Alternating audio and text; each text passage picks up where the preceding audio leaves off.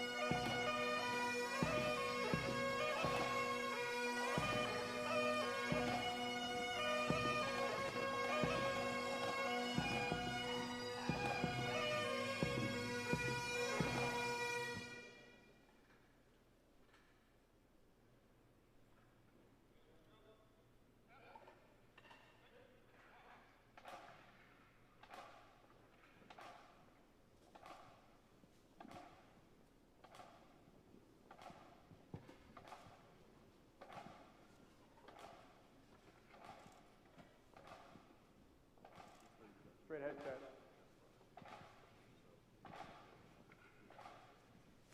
Please be seated.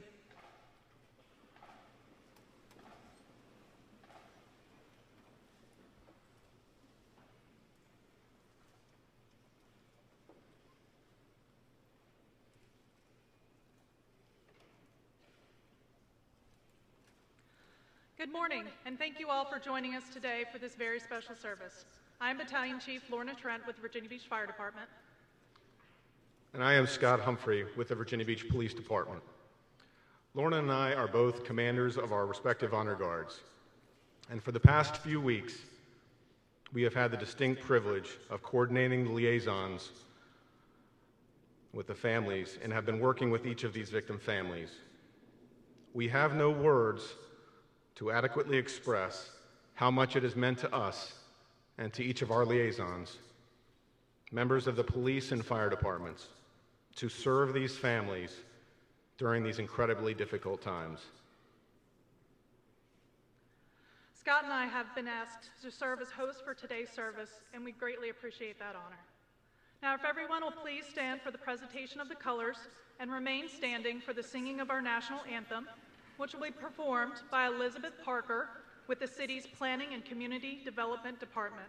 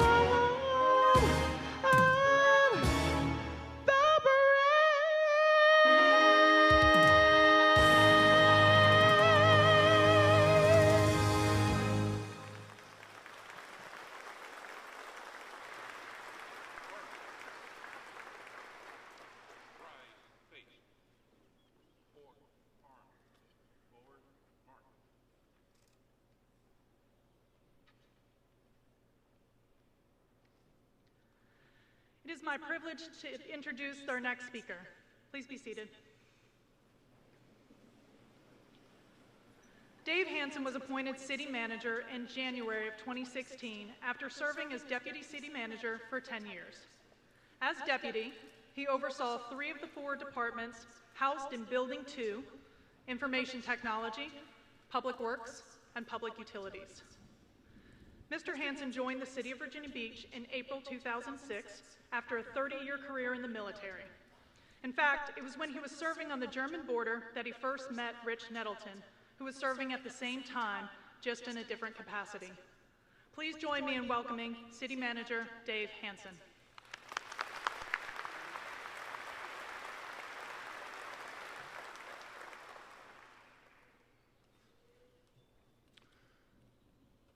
To the families of those we've lost, to our fellow city employees, to our elected representatives, to our friends and all the people in our community and beyond who have shown such great support.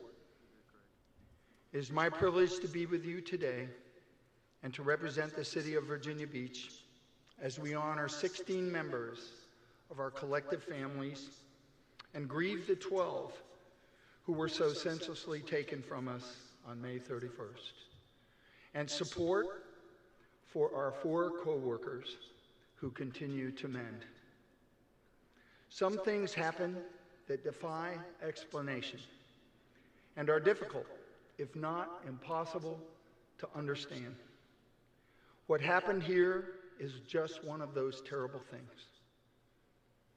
These are times that can shake our faith and cause us to question if we will ever find a way to live with our loss and grief.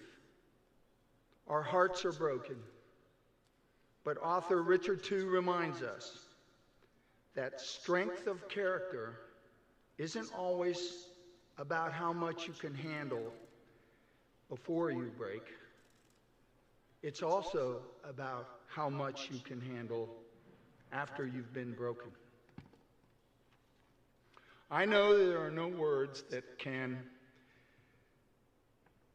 say what might fill this void, but know this: you have strength of character, and you are surrounded by people who have strength of character, who will raise you up each day you need their help, and who will light your way when things look dark. You are surrounded by people who channel love and care, not just of our whole community, but of our entire nation. They mourn with us as we remember our fallen, and as we search for ways to honor their memories and their spirits.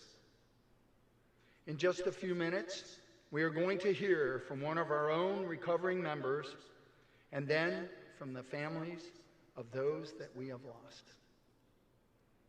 We will share messages with us about Keita and Josh, who we learned is really DJ, Bobby, Keith, Mary Lou, Bert, Tara, Rich, Kate, Chris, Missy, and Alex, Sasha. We are so grateful for these gifts that we are about to receive, for that is really what they are.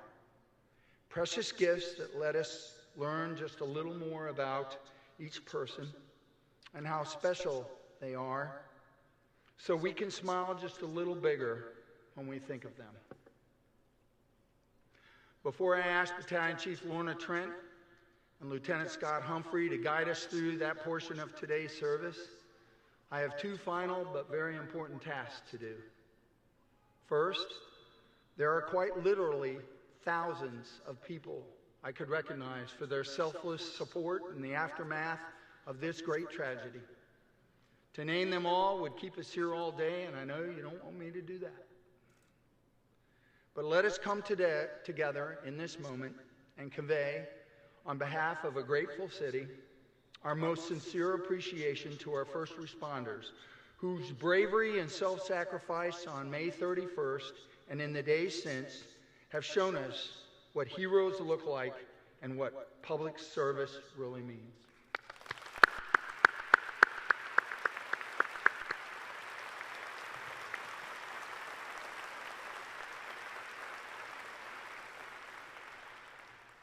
And then, let us come together and show our thanks to everyone who, by thought or deed, reached out to help and who continue to find ways to offer hope and guidance.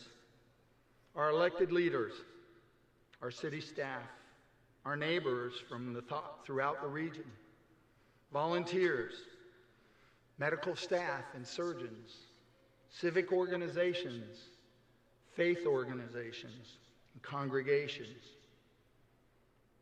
friends and strangers. We are so incredibly blessed to have all their support. Finally, I want to share with you a special message from one of our own residents. He doesn't live here full-time, but he came to visit as soon as he could to lend his support and offer words of encouragement. After he left, he put together this video to show us just what you and his hometown of Virginia Beach means to him.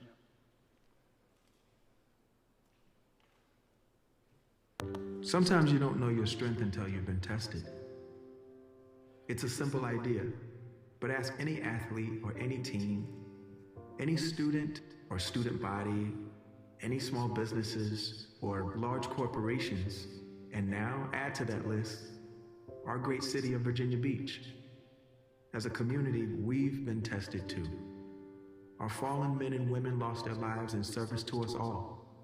Their loss has brought us together, and we continue to think about them every day. Those that knew them personally still see their faces, hear their voices.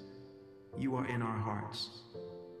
Even for those that did not know these heroes personally, they are all on our minds. At home, as we drive to work, when we embrace our friends and neighbors, we are thinking about them, their families, and the community of Virginia Beach. And it's already clear, through the tragic loss of these loved ones, we found resilience and the ability to forge new bonds, perhaps more strongly than we ever thought possible. They've made us aware of the incredible, limitless power of our open arms and our open hearts. We'll honor them with selfless displays of generosity and openness.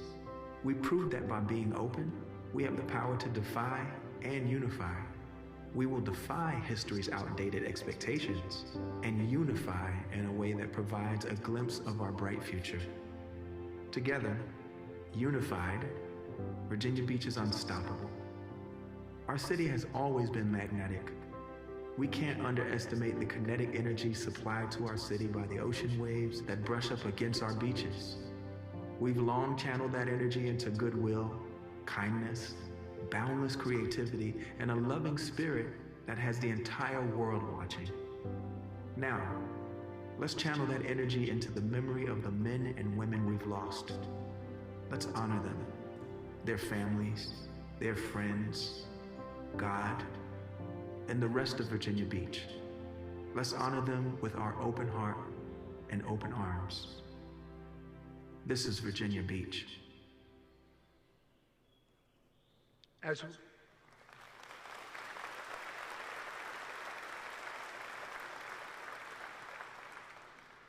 As we go forward in service to this community and to make our city the best it can be, let us do so in ways that honor and are worthy of the memories of the fallen. Let us remember that we pass this way but once. And so, let us work to not just do good, but be good to one another, so that when our 12 look down from heaven to check in on us, they nod in approval and they know that we are living up to what they expect from us. May God bless our 12 with eternal rest. our 4 in recovery with body and spirit, and each of you with strength and love. Thank you.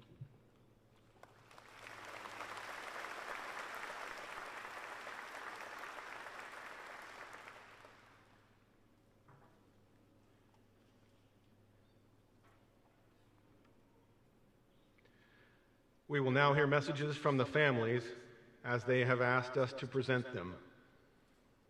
Will the individuals sharing the messages today please join us on the stage?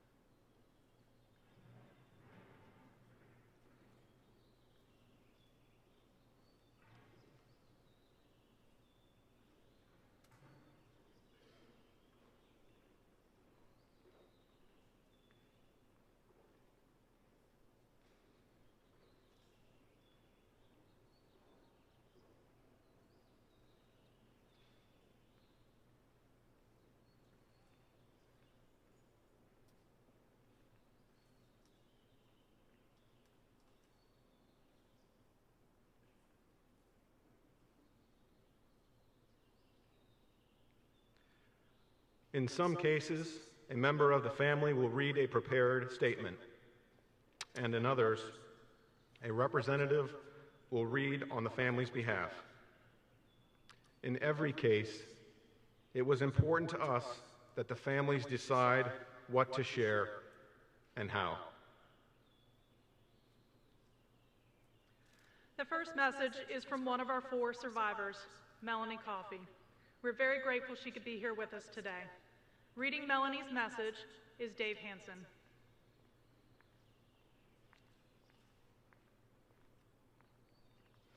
Friends, families, co-workers, neighbors, all those that have joined us, this is Melanie Coffey.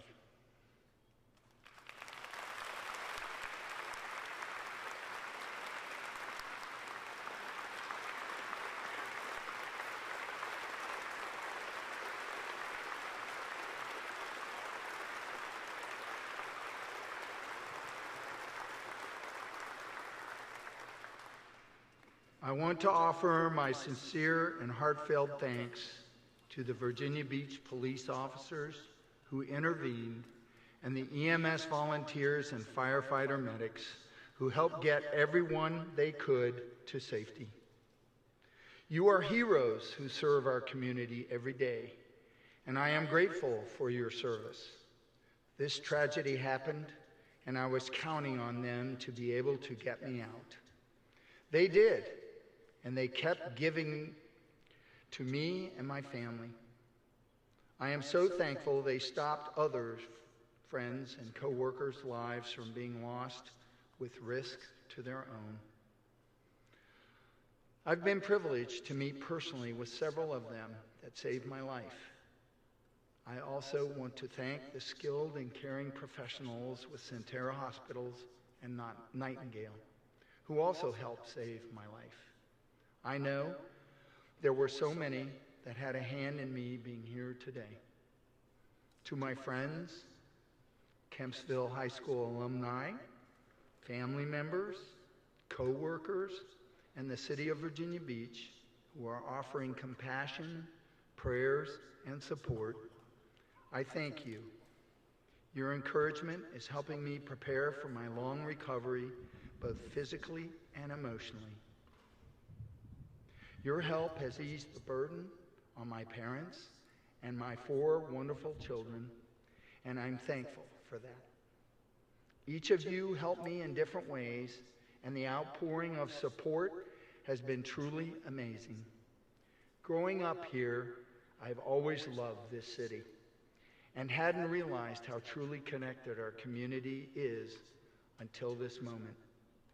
I do feel that it's a miracle that I am still here today after being shot.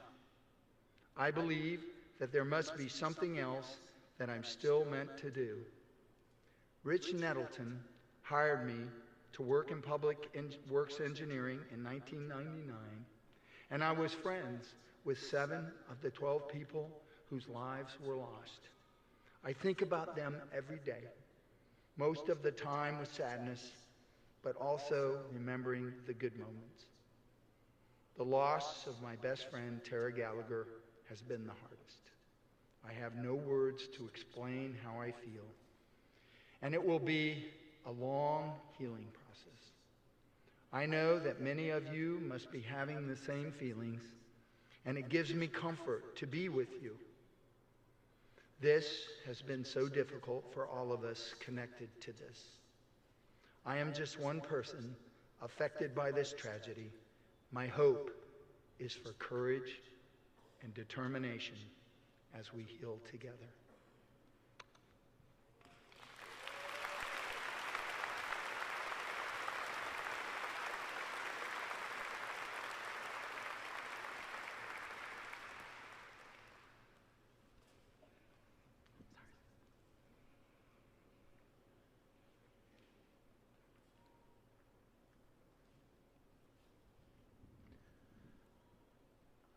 I have the honor of representing the family of Lakita Brown. Lakita C. Brown was born on November 20th, 1979 in Virginia Beach, Virginia. She fell asleep in death on May 31st, 2019. Lakita, who her family and friends called Kita, had a warm smile and a contagious laugh that brightened everyone's mood. She was admired and respected by all. The thoughtfulness and joy on her face will never be forgotten. At the age of 16, Lakita symbolized her dedication to Jehovah by undergoing water baptism on July 27, 1996. She took her dedication to God seriously and shared truths from God's Word with anyone who would listen. She chose the ministry as her vocation. Lakita enjoyed many privileges of service and performed all with zeal and humility. As Psalm 110:3 states, "Your people will offer themselves willingly." This scripture well describes Lakita Brown. She was a willing volunteer with the Regional Building Committee in Virginia, later to be called Local Design Construction. Her diligent efforts in the construction of many Kingdom Halls in the Hampton Roads area were well observed by others. She spent many days working with the HVAC department, specializing the tie-in crew. Lakita was very determined. She was a very determined person who would not give up until the work was completed. She worked tirelessly with a smile. Kita was also an asset as a volunteer, local project regulatory consultant. Her experience in the real estate field, particularly as a right-of-way technician, proved to be an invaluable service. She was always willing to share her knowledge in order to help others. How we long for the day when Kita will put her skills to use in God's new world. In 2006, Lakita expanded her ministry by joining a small group of publishers learning French. Serving in the foreign language field allowed her to speak to the hearts of people who needed answers to life-challenging questions, such as, why do bad things happen to good people? And what is the purpose to life? Lakita attended Pioneer Service School in English in 1999 and for French for French-speaking publishers in 2018. She enjoyed the privilege of preaching in Haiti and West Africa. Lakita loves spending time with children. She had a profound effect on the spiritual development of many that she came into contact with. Lakita also enjoyed traveling, amusement parks, karaoke, dancing, playing games, and cooking. Keita leaves to cherish her memory, family, and a host of friends.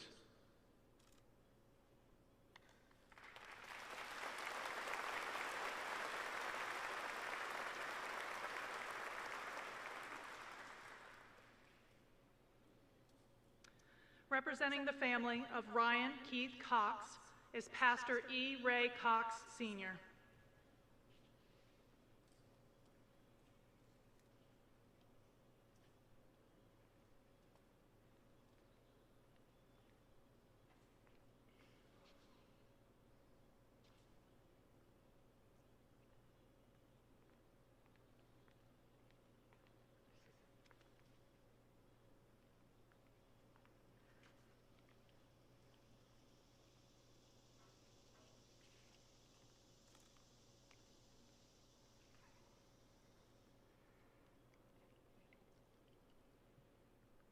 Greetings to each of you, my brothers and my sisters. And I don't need to add the little phrase, in Christ. I hear for too often words like this: we are brothers and sisters in Christ. I believe that we are brothers and sisters inside Christ, outside of Christ, because Christ is the Son of our God.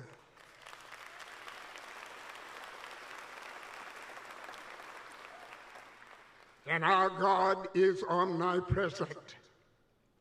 He is omnipotent, and he is omniscient. No matter where we find ourselves, you can never get out of the presence of the living God. And the presence of God in every way is probably blessing implied this way: lo, I'm with you always, even unto the end of the world.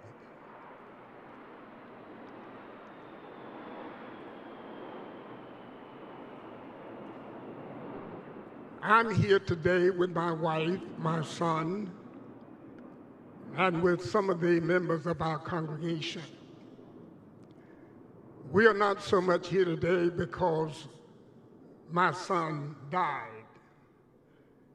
We are here today because he and others, his co-workers, lived. We're here because of our love for them, our respect for them, as members of our family and as meaningful employees in this great city of ours that is called Virginia Beach. We thank God for the great people of this city. We're grateful to God for all of those persons who thought it not robbery to involve themselves from the very beginning of this horrific experience of death, building 2. The act that was committed in that building, first responders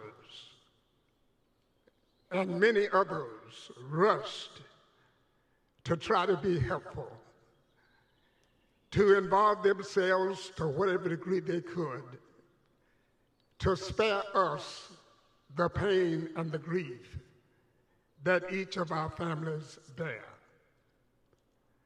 But I would like for you to know this: there is hurt that cards, telephone calls, letters, prayers can really not reach the depth of the sorrow and the anger that we felt because of this vicious behavior that was brought upon us at no fault of our own. City manager just told me a little while ago that he was pleased to be here, and he reminded me that I would have only a few minutes. I looked at him and smiled. I said, thank you, but you know what? I'm a Baptist preacher.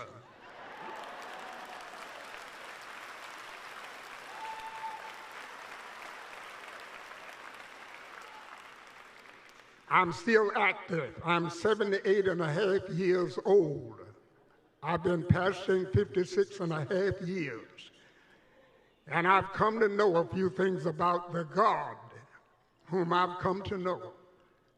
How merciful, how gracious, how attentive, how absolutely loving God is. I want to make reference to the Apostle Paul. The Apostle Paul, who met the Son of God on a dusty road on his way to Damascus. His agenda was to persecute, to hurt, to put in chains, to enslave those who would dare to believe in the Son of God. When Paul was impacted by the brightness of divine presence, he lost his sight. He fell to the ground. And interestingly enough, he had never met the Son of God. But in his blind state of being, he raised this significant question: who art thou, Lord?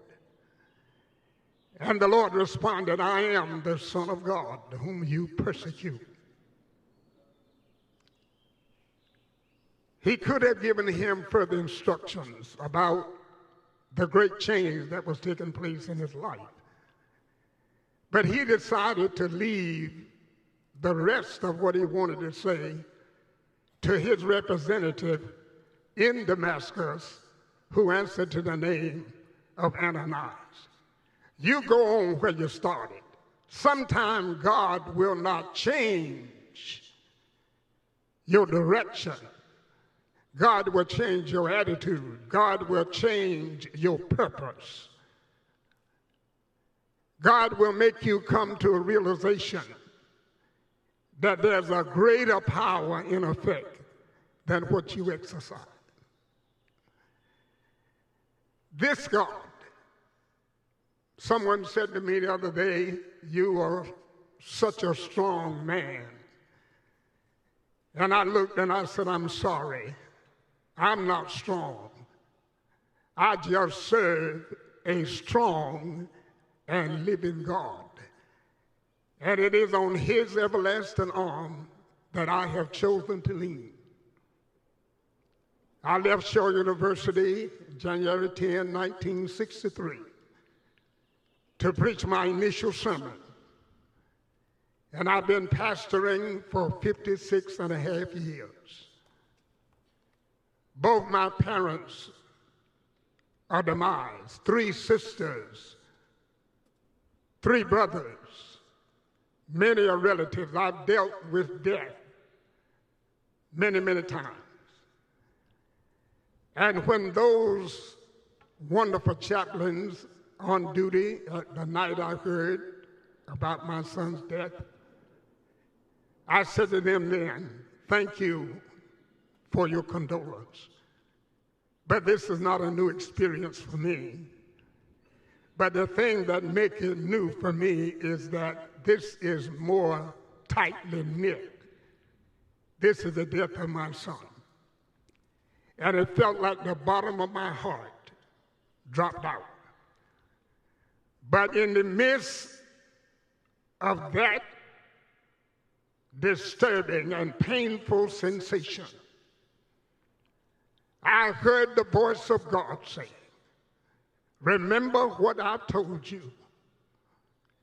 And all of a sudden, I got the strength to say, to God be the glory for the things he has done.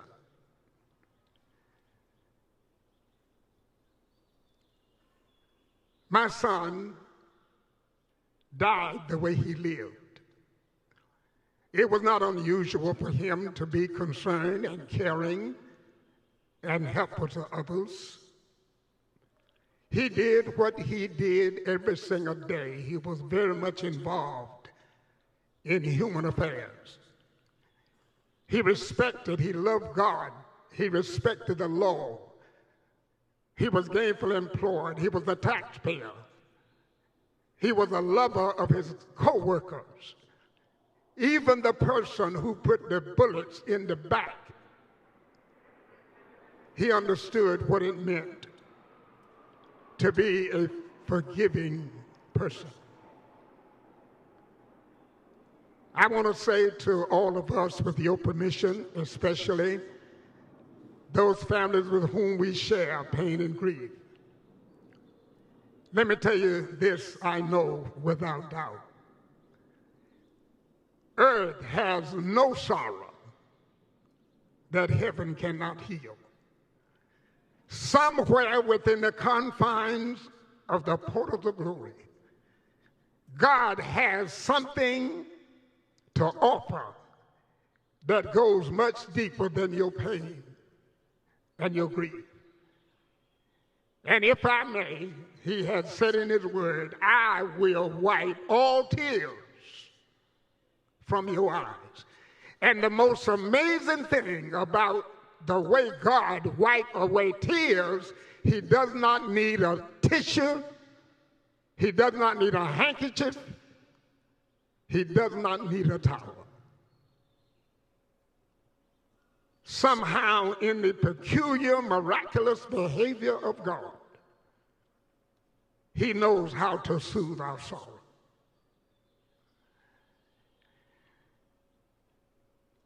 There's a fellow named Spafford who wrote one of the hymns that is oftentimes used in our congregational worship. He penned the words to that hymn, when peace like a river attended my way, when sorrow like sea billow roll, whatever my lot, whatever I come against, whatever descends upon me, whatever pain, whatever sorrow, he said, whatever my lot, thou, God, has taught me to say, it is well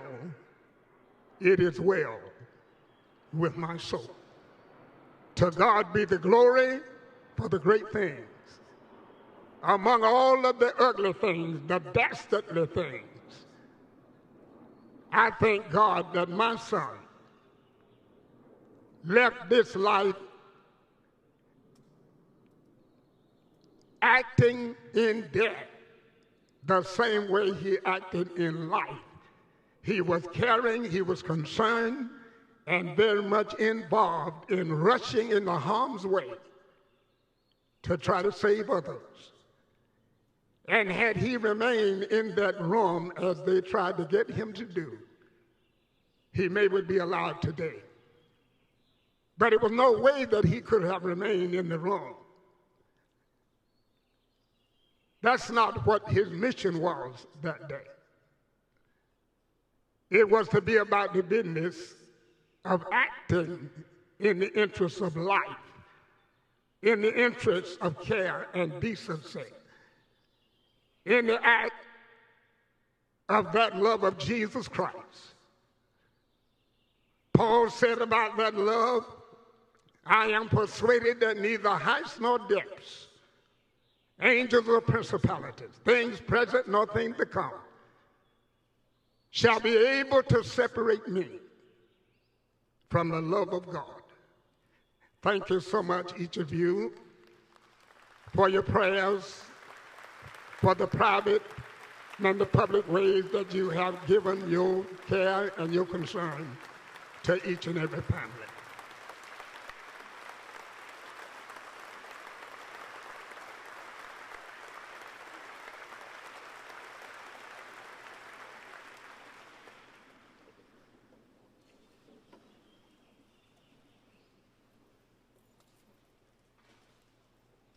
I have the honor of representing the family of Tara Welch Gallagher.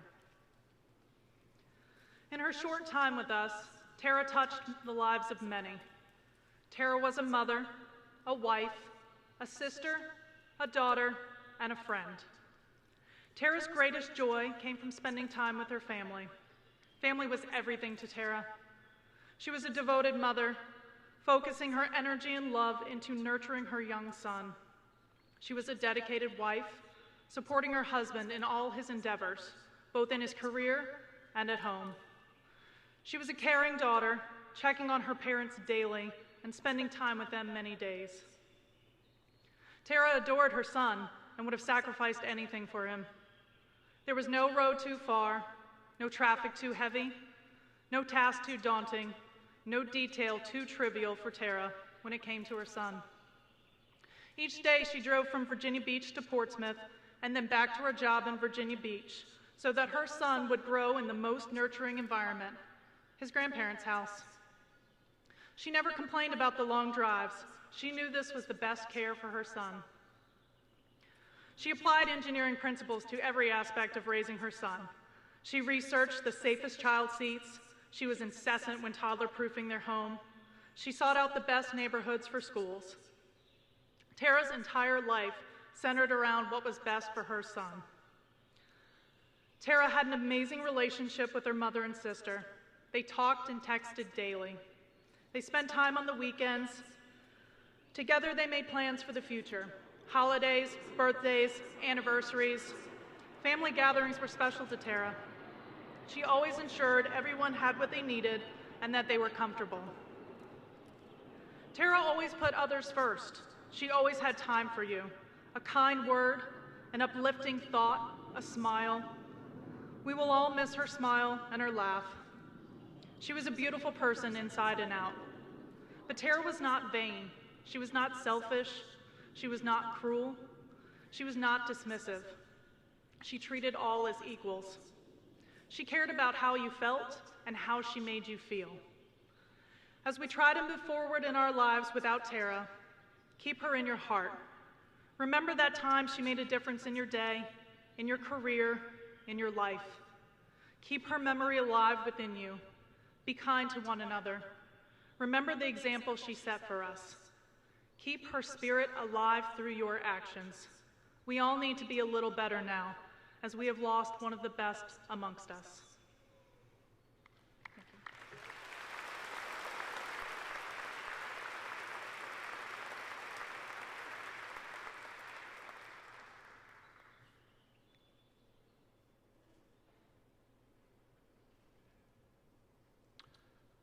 I have the honor of representing the family of Mary Lou Krutzinger Gale.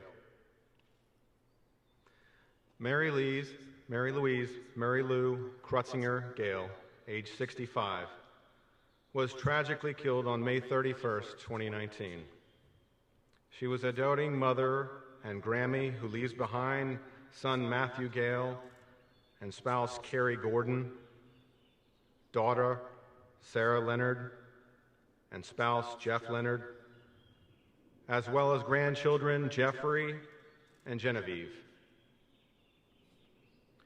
She was a sister to Barbara and spouse Joe Wood, Robert, Bobby, and spouse LaDonna Krutzinger, Kathy and spouse Richard LeBranch, and Patricia Tricia and spouse Cecil Smith. Mary Lou also leaves behind numerous nieces and nephews. She was a friend to all who knew her. Mary Lou was a graduate of Cox High School class of 1972 and coordinator of her class reunion. She earned her bachelor's degree from St. Leo University and her master's degree from Troy University in public administration while working for the city of Virginia Beach. She was a dedicated public servant who worked for the city of Virginia Beach for 24 years, starting as a legal secretary in the law department and ultimately advancing to become a highly successful public works right-of-way agent. Mary Lou was slated to be honored as the Regional Professional of the Year by the International Right-of-Way Association for a region covering 11 states, stretching from Virginia to Maine, at a ceremony scheduled to take place in Portland, Oregon, just 2 weeks after she was killed. Mary Lou was a devout Roman Catholic and taught catechism, religious education, classes for many years at St. John Apostle, the Catholic Church. She also participated in a bunco group, enjoyed craft projects including crochet and knitting, and for more than 30 years made gingerbread houses for each household in her extended family every Christmas season.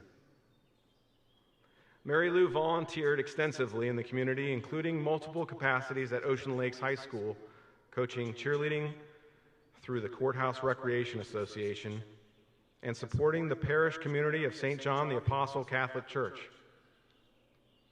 Her grandchildren, Jeffrey and Genevieve, were the light of her life. She took tremendous joy from teaching them, sharing new experiences with them, and just snuggling together. She was actively planning and very much looking forward to taking a trip to take them to Disney World for the first time. The family requested that in lieu of flowers, people plant a tree or some flowers and hold dear those you love.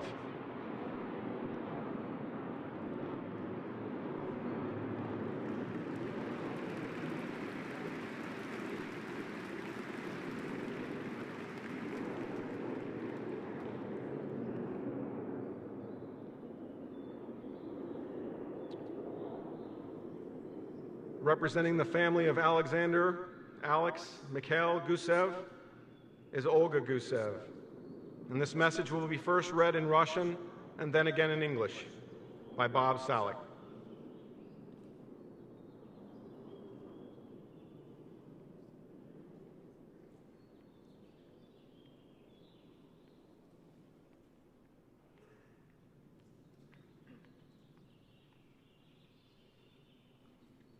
Саша, мы потеряли близкого нам человека. Мы потеряли нашего Сашу. Мать и отец потеряли сына. Брат-двойняшка потерял не только брата, он потерял половинку себя. Наша дочь потеряла дядю. Я потеряла брата моего мужа. Сашины друзья и подруги потеряли друга. Сослуживцы по работе потеряли ценного, молодого и перспективного сотрудника. У всех у нас не стало частички нас. Саша любил Америку самой чистой и преданной любовью. Из всей Америки он выделял и обожал Вирджинию-Бич. Ему нравилось здесь все – природа, законы, люди. Он всегда говорил, это самое безопасное место на планете. 31 мая 2003 года он прилетел в США, и начался его путь, где он формировался как личность, как человек и как мужчина. Здесь он любил и расставался. Здесь он жил, работал и учился. Здесь, в осознанном возрасте, он обрел настоящих друзей. Он с удовольствием пошел учиться на этот факультет, потому что ему нравилась мысль того, что он сможет принести пользу городу, который он любит. Ему очень нравилась его работа, потому что его работа была связана с планами его города. И все люди, с которыми он работал, они своими умами и росписями строили город. Они двигали улицы и здания. Они строили свой любимый город. И все идеи и планы Саши были связаны только с его жизнью в Вирджинии-Бич. 31 мая 2019 года он был убит. Убит у себя на работе, в рабочее время, у себя за столом. За 1 час он и еще 11 человек были дерзко и жестоко убиты в самом центре самого безопасного города. А еще мы, родственники, друзья и знакомые. Мы, люди, которые потеряли близких нам людей навсегда. Мы, люди, в сердцах которых черная дыра и миллион вопросов. Почему? Мы несчастные, сломанные люди. Нет слов, чтобы описать все чувства и мысли, которые в наших головах и сердцах. Я знаю только одно. Мы должны стать ближе друг к другу. Мы должны слышать и слушать друг друга. Мы должны знать, что мы все живем на одной планете. Живем здесь и сейчас. И только мы решаем, и от нас зависит, какую мы хотим прожить жизнь и что хотим оставить после себя. Мы живем здесь и сейчас, и только вместе у нас все получится. Мы должны понимать, что это не игра, где можно начать все заново, а это наша жизнь и жизнь наших детей, и детей их детей. Мы должны стать командой добрых, умных и здоровых людей. Только мы вместе, и только здесь и сейчас. И неважно, где человек родился, какой национальности и к какой религиозной прослойке он принадлежит. Важно только одно – быть человеком. И тогда ни нас, ни наших детей не коснется трагедия, подобная этой.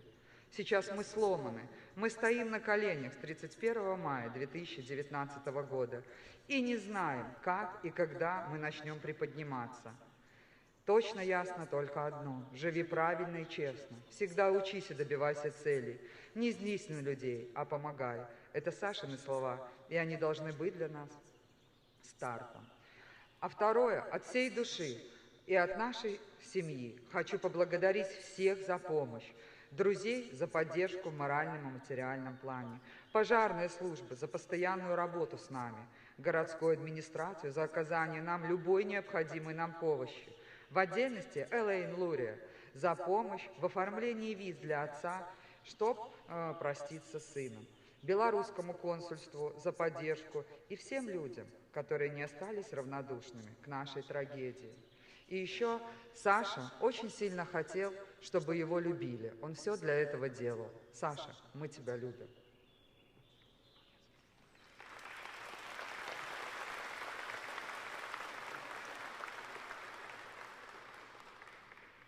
Sasha, we lost the one closest to us. We lost our Sasha. Mother and father lost a son. Twin brother lost his only brother. Not only his brother, he lost half of himself. I lost my husband's brother. Our daughter lost her uncle. Sasha's friends lost their friend. His coworkers lost their valuable, young, and promising colleague. We all lost a part of us. Sasha truly and faithfully loved America. Out of all the places in America, he chose Virginia Beach. He loved the nature, the culture, and the people. And he always said, "This is the safest place on the planet." On May 31st, 2003, he landed in the United States and began his journey where he formed his personality, where he developed his character. He loved it here, the places he lived, where he worked, and where he studied. He made real friends there. He took joy in learning from the faculty. He loved the thought of becoming useful to his city. It was with this knowledge that he found work in the city that he loved. He loved his work because it was connected with the planning of his city. He was part of a group of people who were using their minds and their talents to improve his city. They planned the streets and the buildings. They built his beloved city. All of Sasha's plans and ideas had to do with his life in Virginia. On May 31st, 2019, he was killed. He was killed at work, during work hours, and at his own desk. In 1 hour, he and another 11 people were brazenly and violently killed in the middle of the day. 12 people were cowardly and savagely killed in the very center of the safest city on the planet.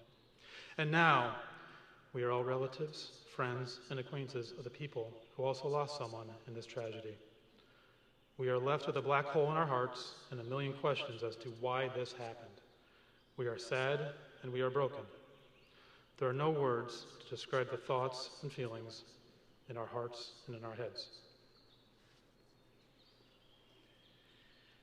But I know only two things for certain.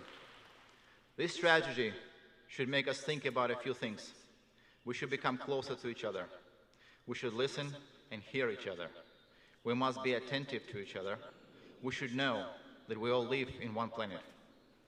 We live here and now, and it's our choice alone how we live our life. and what we leave behind after we are gone. We live here and now, and only together that we can be successful. We must understand that this is not a game where one can just start over. This is our lives, and the lives of our children and their children. We must become one team of kind, smart, healthy people. Only together, and only us here and now. It is not important where a person is born, or which nationality, or which religion he belongs to. Only one thing is important, that we are humans, and only then our children and we will be able to escape such a tragedy. At this time we are broken. We have been on our knees since May 31st, and we do not know when and where we will begin to rise. There is one thing that we know: live righteously and honestly. Always learn and pursue your goals. Don't be angry at people, but help them. These were Sasha's words, and they should become our mantra. With all our heart and from our family, I would like to thank everyone for their help, friends for their moral and material support, the fire service for their continuous support for us, the city administration for providing us with all necessary assistance, and especially Congresswoman Elaine Luria for assistance with expediting visas for Sasha's father, who was able to say goodbye to his son. The American Consulate in Belarus for their support, and all people who cared and helped us with this tragedy. And today, Sasha's mother was making sure that we relay it to you, that she is with us here. She wanted you to know that Sasha loved you all, loved the people who he worked with. He was loved by people, and we will always love him.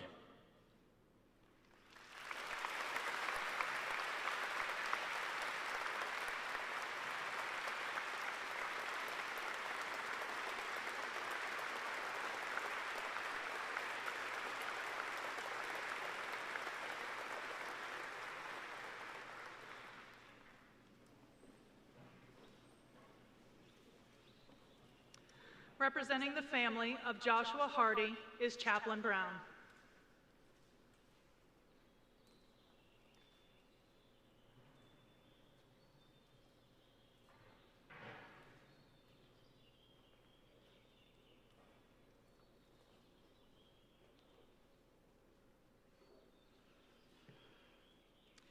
Good morning, everyone. Thank you so much for being here today. I am Chaplain Mary Lynn Brown with the Virginia Beach Police Department, and about 19 hours after the event on May 31st, I was assigned to be a part of a team with Officer Amy Lambert, and we became the liaison team for the Joshua Hardy family. It is with sadness that I say they could not be here today because they have had a second sudden death in their family. And they have asked me to come. I went last night and picked up their notes that they would like me to read today from all of his siblings. I do want to say that Joshua is a twin, only one of two sets of twins of his siblings. So he's a twin with Denise, and she is the one that I met with last night to go over these notes. So I'm going to read to you exactly what they've asked me to say.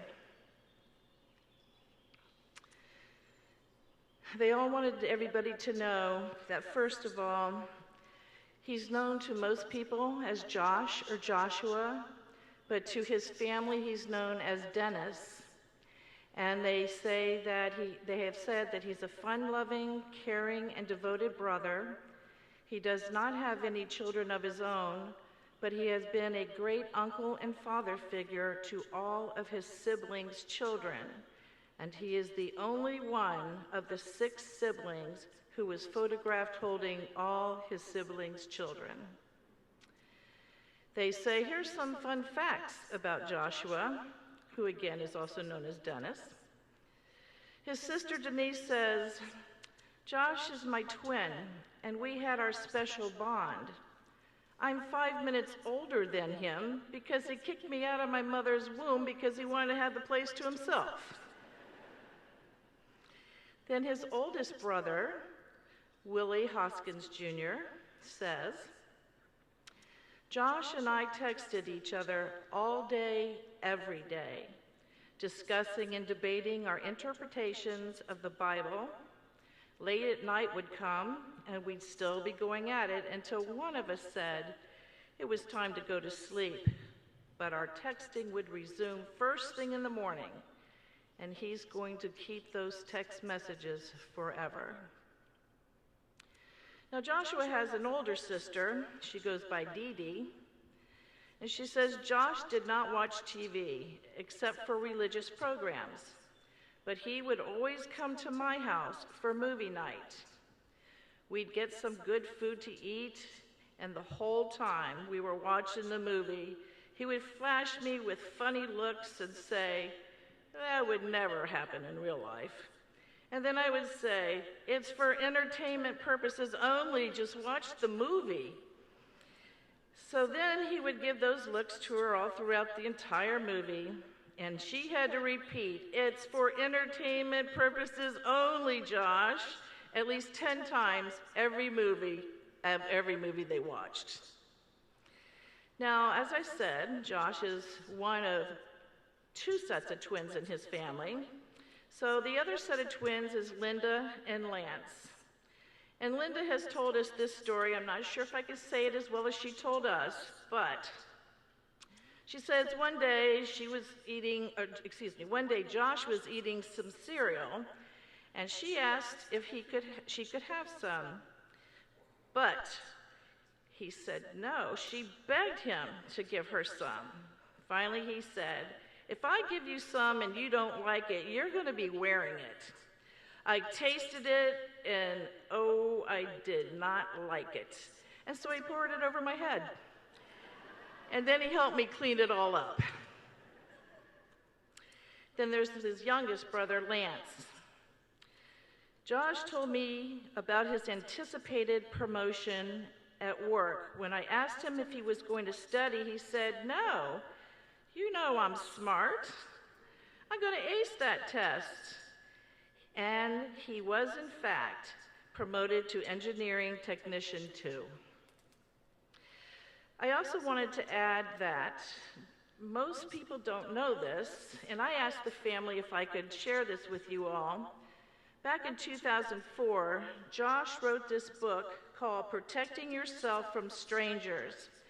And it is a beautiful book for parents to show their children the many different ways that you should respond when somebody approaches you as a child. And we all know there's a lot of those people out there. And it's beautifully illustrated, and it really gives them a sense of really what could happen out there and how they should respond. So I wanted to let everybody know this is called the ABC book on protecting yourself from strangers. Thank you very much. I appreciate you all being here today.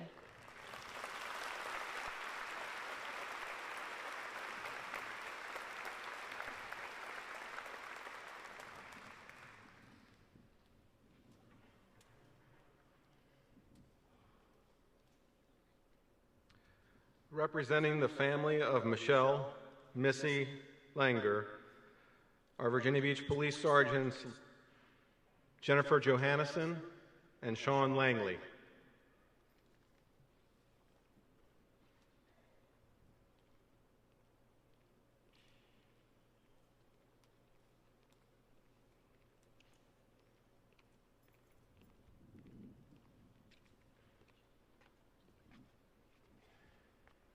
Good morning. When I first met Missy Langer's sister, Debbie, and her husband, Ron, I knew they were good-hearted people that were full of love. And today, that makes a lot of sense to me because I've heard so many stories about Missy and how full of love she was. I met Debbie and Ron, and I introduced myself to them, and I explained to them that I wanted to be there for them, and I wanted to help them. And the next day, they ran and hid from me. And I dedicated myself to showing them that they weren't going to be alone and they weren't going to get rid of me that easy. In the last few days, I've had the honor to meet Missy's friends, and Missy's family. I got a chance to speak to Ruth, who is going to be Missy's best friend forever. And she would tell you today that Missy would always greet you with a hug and a kiss when she saw you. And you weren't getting away from her without a hug or a kiss either. Ruth describes Missy as her sweet friend that will always be loved by her best friend. Ruth is brokenhearted. I got a chance to speak with Debbie, Missy's sister, who said that Missy always had all the boyfriends, and Debbie said she didn't have any. She may have even been just a little bit jealous of all the friends that Missy had. Missy's neighbors knew her as the woman that cut the grass every other day. At my age, you don't expect to be adopted, but I'm honored that the Langer family would have me as a part of their family. Thank you, Debbie. Thank you, Kim. Thank you, Freddie. Missy, we love you.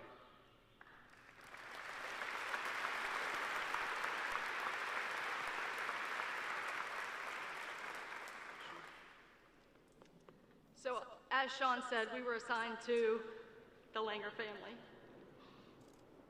And I have to tell you a funny story about Mr. Freddie here before I get started on the comments that Mr. Freddie and Miss Kim would like for me to share. When Sean and I and two firefighters, Tim and Dustin, arrived to Ohio to be with this family to lay Missy to rest, Debbie was adamant that we meet Mr. Freddie. So I was super excited to finally have an opportunity to meet him. And Debbie is dragging me in the funeral home to go meet Mr. Freddie, and Mr. Freddie's going the other way. And I said, uh-oh, this isn't going to be good. So she introduces us to Mr. Freddie, and I won't go into what he said, but he wasn't happy. I said, I'm going to take it. He's in the anger stage of his grieving. His sister was gunned down, and he had no answers. And we were the first city officials he saw because he was in Ohio until we got there by himself. So we let Mr. Freddie throw his punches, and we took it like a champ, because that's what we do. The next day, we were getting ready for Missy's funeral service and graveside, and Miss Debbie says, well, I went to Miss Debbie and I said, what do you need us to do? Where would you want us? What do you need us to do? She said, I want you guys to sit together, and I want you to sit over here. Yes, ma'am, you got it. She goes, but hold on. And I went, uh-oh, here we go again. She says, my brother has something to say to you. And I said, uh-oh, we're about to lay Missy to rest. Can we do this later? And she says, oh, no. So here comes Mr. Freddie, and he hugged my neck, and he said, thank you for what you guys have done. And he realized why we were there. It's not about us. It's not about the Virginia Beach Honor Guard. It's not about the Virginia Beach Fire Department Honor Guard. It's not about the Sheriff's Department's Honor Guard. We were there to pick up the Langer family and be there for them during this awful, awful tragedy. And Mr. Freddie learned that we weren't there for any other reason but for them. And he has become a huge part of my family. And I, as Sean said, you can never have too many mamas and daddies. And I have gained a new family throughout this tragedy. So some positive has come out of this horrible, horrible situation. So, Mr. Freddie, I love you with everything I have. Kim, I love you. Miss Debbie, I love you. You can't get rid of us. You can't shake us. You tried. Miss Sam called me and said, they need you, and the cavalry came. So we're with you guys forever.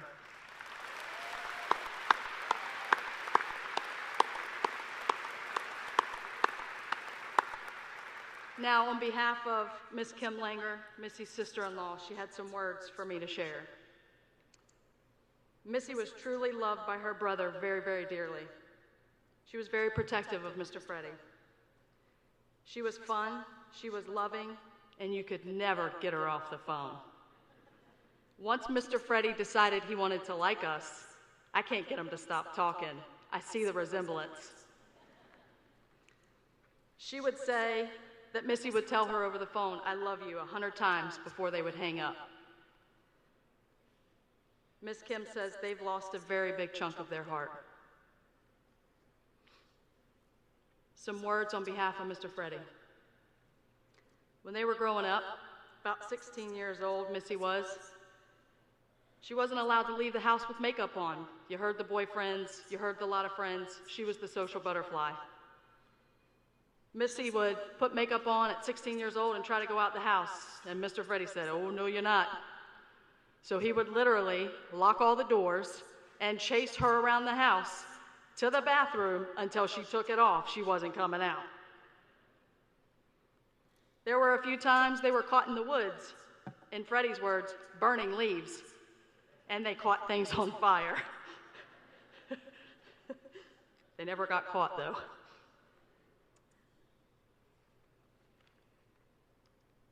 When Missy was growing up, she never knew a stranger.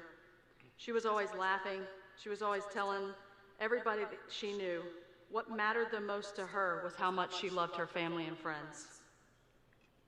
Her family says they've never loved a person more and so much, and their hearts are forever broken. Freddie would like to say a few words.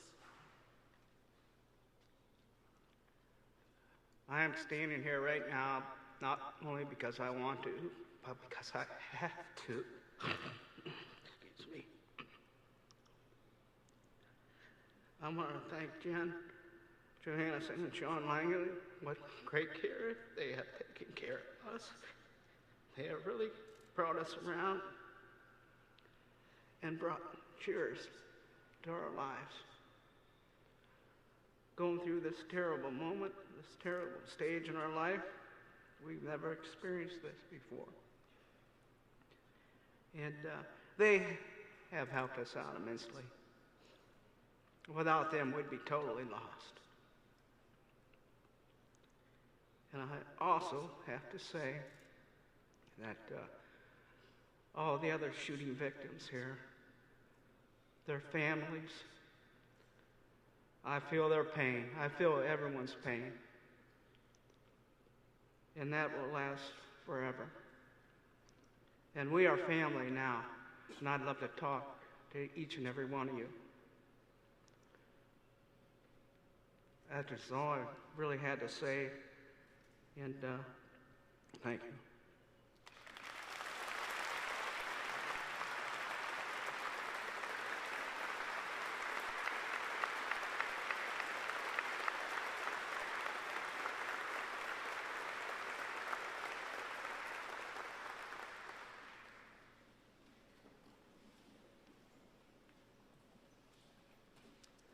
I have the honor of representing the family of Richard Rich Nettleton.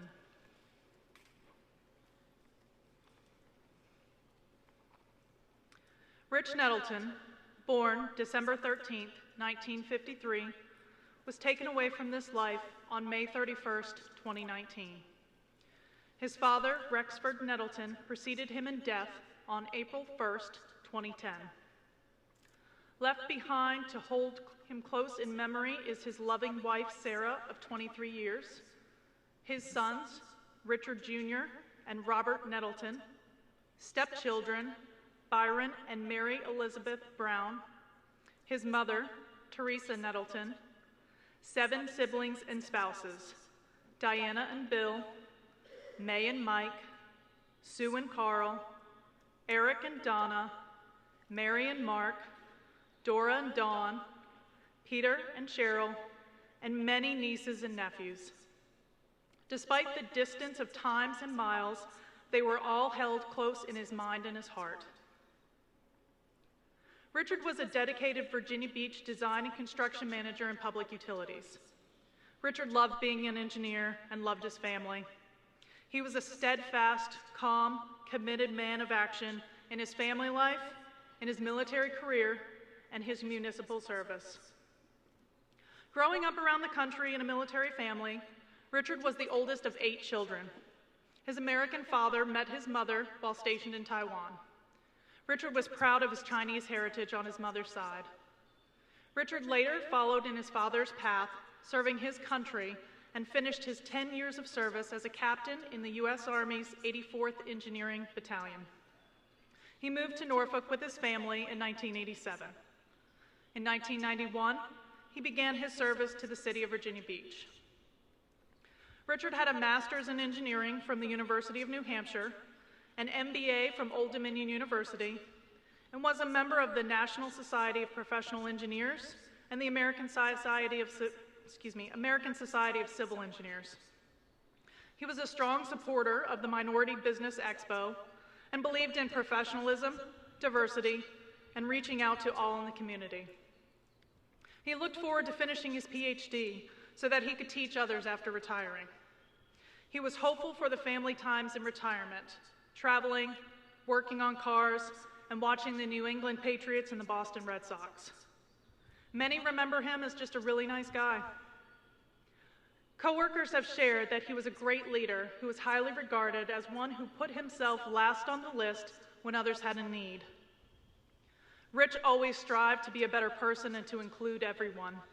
He was all about the city and the best possible outcome for the citizens, and was exceptionally proud of the engineers and the staff with whom he worked. He especially enjoyed mentoring other engineers and treated everyone with fairness and kindness. Richard's son, Rick, remembers his dad as a kind and friendly, caring man. I remember on a company picnic with my brother and me, he smiled and waved and said hello to everyone he saw. I now realize that we need more people in the world like him, that we should all strive to be more like the man he was. His wife, Sarah, remembers her husband. He was our strong, steady presence during every family challenge. He provided me with a safe place to land and never complained. Richard and Sarah were looking forward to his retirement years, where they could grow old together, just doing the simple things they loved, walking at botanical gardens, day trips, visiting New Hampshire, and continuing their love story that began 23 years ago.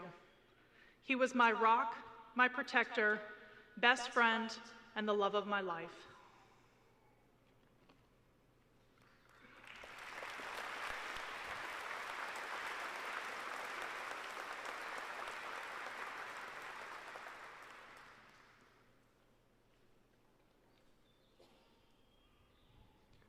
Representing the family of Catherine Kate Nixon is Brandon Stokes.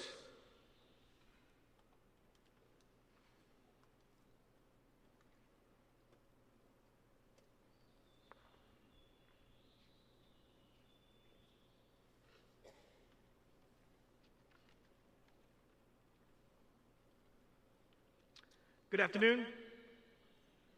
Right now, Kate's in my ear saying, Brandon, they're really hot. Don't talk too long. So for you, Kate, I'll keep it short and sweet. So thank you, City of Virginia Beach, for putting this together. Thanks to the Amphitheater for letting us come in here. Thank you for you guys for coming, sitting through the heat, and everyone watching online, like Kate's mom, Julie, and Kate's husband, Jason, and their family. Kate was a faithful, God-fearing woman. She was a fantastic wife, fantastic mother, and someone that when you met for the first time, you were like, did we go to school since kindergarten together? I feel like we've hung out. She loved Virginia Beach, she loved this city, and she loved her job. She was the president of the Civic League in Pembroke Meadows. She was the person that, if you went to her with a problem, she found a solution. Her husband, Jason, called her a fixer. For example, you need a speed bump? Go talk to Kate. You want a tree cut down or a tree planted? Go talk to Kate. She had all the answers. She had so many answers, I asked her for the numbers for the lottery. She couldn't help me, but we tried. Kate's legacy will live through her 3 beautiful children, Jason and Kate have raised strong, faithful, independent little girls that when you're in their house and you hear Morgan or Madeline speak, it's like you're hearing Kate. She was the type of person who, if you went over there for a birthday party, and I'm not kidding, you would give a gift to one of the kids, and before you left the party and got home, there was a thank you card in the mailbox. And I would look at my wife and say, we still have not sent thank you cards to our wedding 12 years ago.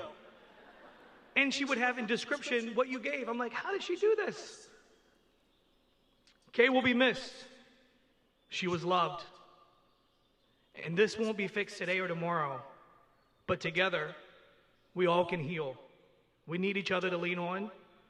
We can smile. We can cry. We can pray. We can give grace. Kate would want us all to come together.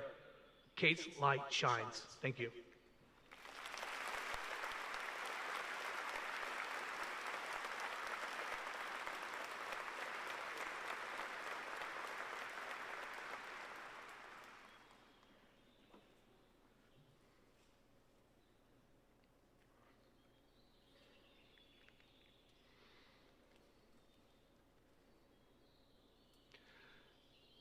I have the honor of representing the family of Christopher, Chris, Kelly Rapp.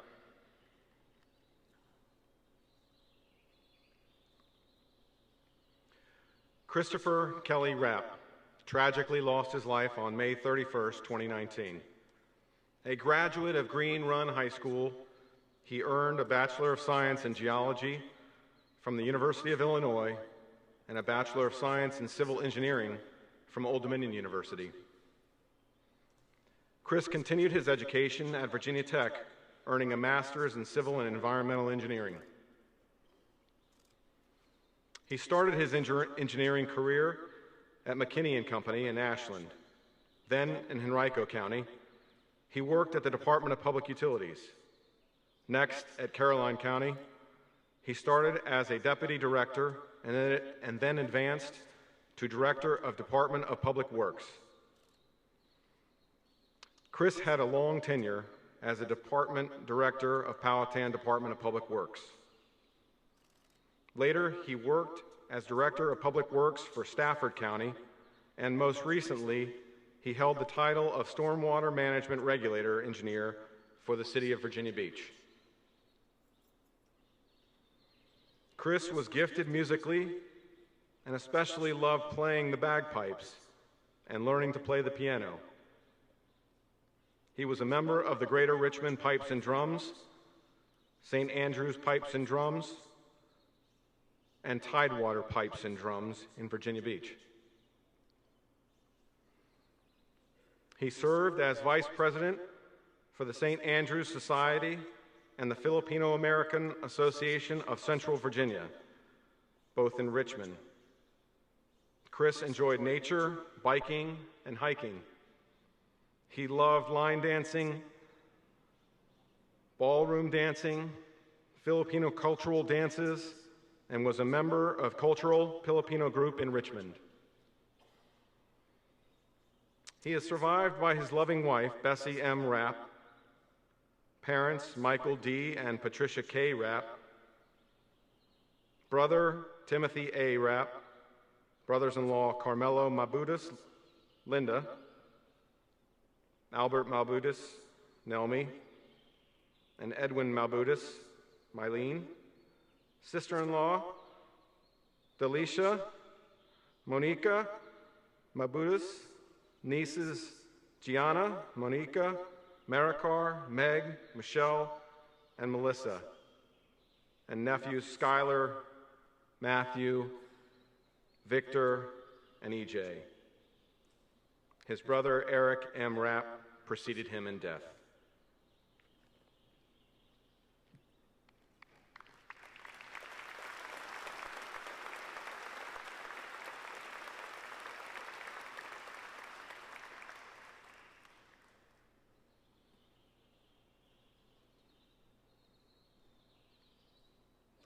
I have the honor of representing the family of Herbert Burt Snelling. Herbert Ray Burt Snelling, Jr., 57, of Virginia Beach, was taken from us during the tragic events that occurred on May 31st, 2019.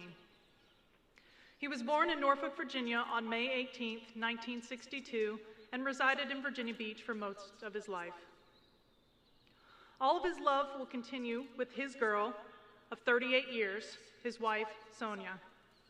He is survived by his mother, Veronica Ronnie Sherritt, and his father, Herbert Ray Snelling, Sr., and his wife, Gail, and brother Micah, with Kelly and their children, Leah and Logan. His legacy will live on through his children, Melissa Missy Faye Hart, with her husband Scott, and his son, Herbert Ray B.J. Snelling III, and his wife Sarah. He will be forever remembered by his grandchildren, Sphere, Skylar, Brea, Ashlyn, Hunter, Jolene, Jojo, Colin, and Casey. He loved to create with his hands, beginning with building custom gates at Burning Wood Farms, to hanging windows at Greenwich Supply, and then became a Class A contractor, establishing his own company, Standing Firm Builders Incorporated. He was known for his custom cabinetry and master carpentry skills, which propelled him into building houses in the Virginia Beach area. After closing his company, Burt continued to follow his passion for building, where he found his home at Eagle Construction as the warranty manager. With great success, he was then promoted to project manager. He was a genuinely humble and self-sacrificing man with an infectious laugh, and we'll never forget that he not only found humor in every opportunity, he also helped others to find the joy in all things. His unforgettable phrases, quotes, and song lyrics were always a perfect fit for any and all situations.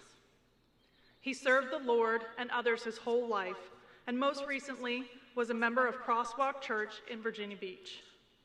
His strongest passion was the love for his family and the memories they created together to last a lifetime. He leaves behind his legacy of distinct characteristics and values that will live on for generations to come.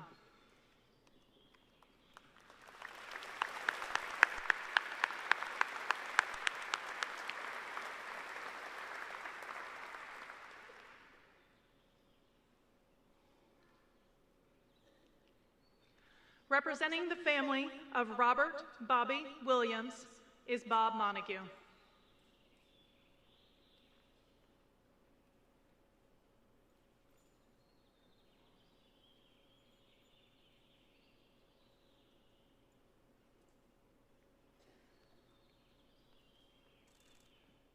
Good morning. I'm Bob Montague. I serve as Director of Virginia Beach Public Utilities, and I'm honored to be here representing the family of Bobby Williams and to share with you a statement of remembrance from his family. Robert Bobby Williams was a beloved husband, dad, and pop-pop. There aren't enough words to describe the wonderful person he was. He was a gentle, quiet, hardworking man of integrity who loved his family more than anything else. Happily married nearly 49 years, he was a father to a son and daughter and had 4 grandchildren. He spent every moment with his family, making memories every day. At work, he participated on the Terminal Velocity competition team at the Water Environment Federation's technical conference and proudly helped this team earn 5 national championships. He loved racing, golfing with his son and 2 older grandchildren, and working on all things for the house and the cars. We have always been an incredibly close family, doing practically everything together, from celebrations to traveling and vacations to eating out and shopping. Our dad, more often than not, had a smile on his face and had the best laugh. He was wise about life and so very smart. He set our expectations for who a person should be very high. Most importantly, he was an incredible husband, dad, and pop-pop that loved his family unconditionally. He was our pillar. All he wanted from this life was time with us, time to make memories, time to travel together, time to laugh, time to share a meal, and time to love. These words shared today are only a raindrop in a downpour of who our dad was.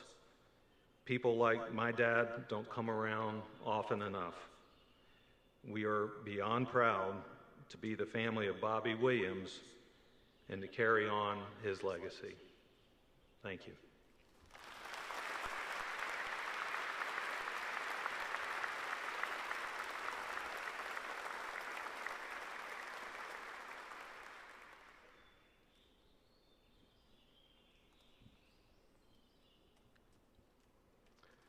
At this time, we would now like a representative of each family to take their rose and place it in the wreath.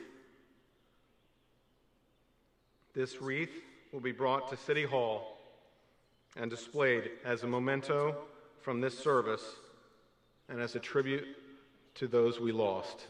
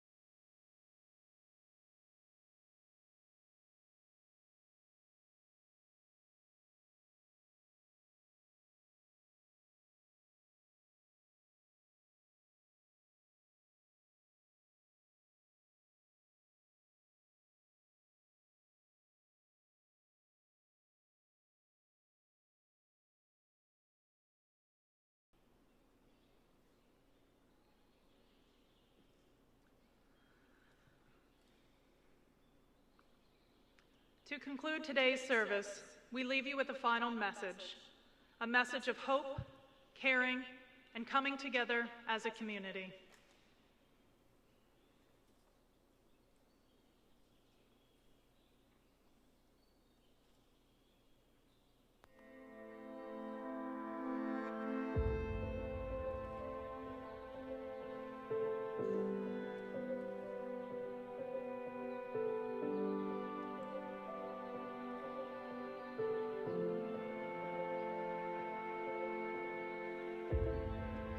Our arms can no longer hold them, but our hearts will never let them go. The community mourns with each family and their unimaginable loss. And in our search for healing, we found each other.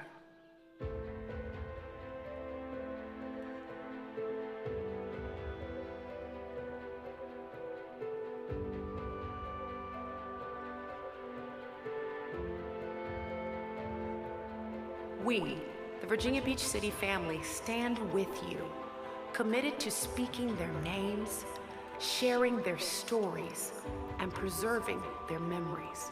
We continue to serve in their honor. They will not be forgotten. Alex,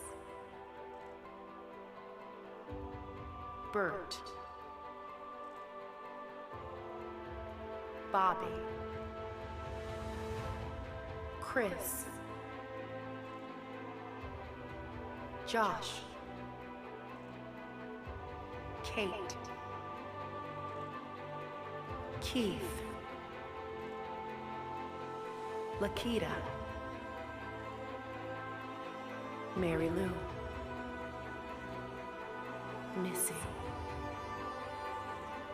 Rich, Tara,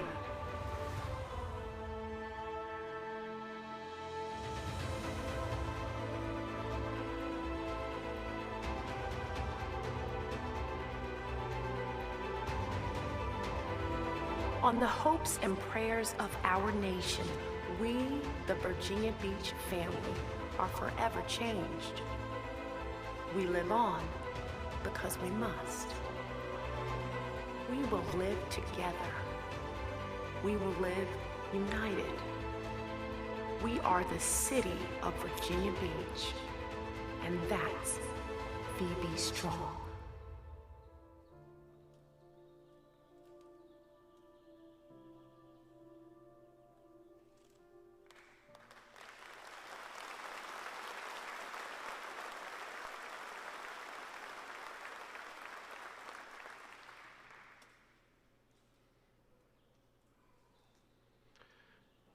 Thank you all for being here today.